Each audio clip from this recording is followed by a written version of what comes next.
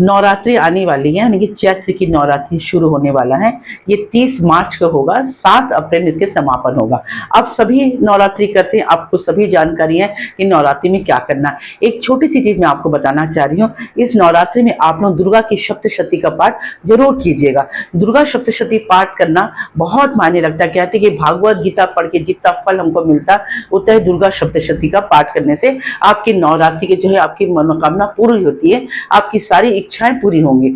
अब ये जो 13 अध्याय सप्तशती का आपको पाठ कैसे करना है, ये जो हमारे साथ जो 9 दिन जो हम पूजा करते हैं, ये 13 अध्याय हमको 7 दिन में कंप्लीट करना होता है। सबसे जो पहला दिन होता है, आप 1 अध्याय करिए, दूसरे दिन आप 2 अध्याय कंप्लीट करिए, तीसरे दिन फिर 1 अध्याय करिए, चौथे दिन 4 अध्याय करिएगा, 5वें दिन आप 2 अध्याय करिएगा और 6वें दिन फिर 1 अध्याय करिए, 7वें दिन 2 अध्याय करिएगा।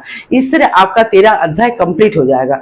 आपकी 13 अध्याय आपको 7वें दिन के अंदर कंप्लीट करना, 8वें और 9वें में आपको नहीं करना। ये नियम है। जहां सप्तशती का पाठ होगा, अगर आपने 108 बार ये अध्याय कर लिया तो जान लीजिए कि आपको मनोकामना पूरी होगी, और अगर आपने 1008 बार कर लिया तो जान लीजिए कि आपको मोक्ष की प्राप्ति होगी। ये इसमें इतनी ताकत है, इतनी पावरफुल। एक छोटा सा बीच मंत्र बोल रही हूँ, आप इस मंत्र को जरूर बोलिएगा जब नवरात्रि के समय। उसके बाद आप देवी का आवाहन करिएगा।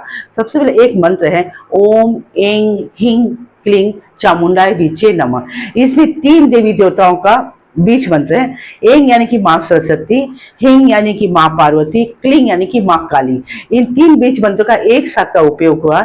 इस मंत्र को मैं आपको लिख दूंगी वीडियो में, आप इस देख लीजिए। और इस मंत्र का पाठ, या अगर आप उपास नहीं भी कर पा रही तो इस मंत्र का पाठ को आप 108 बार करिए। आप देखेंगे कि आपका जो पूजा वो सफल होगा।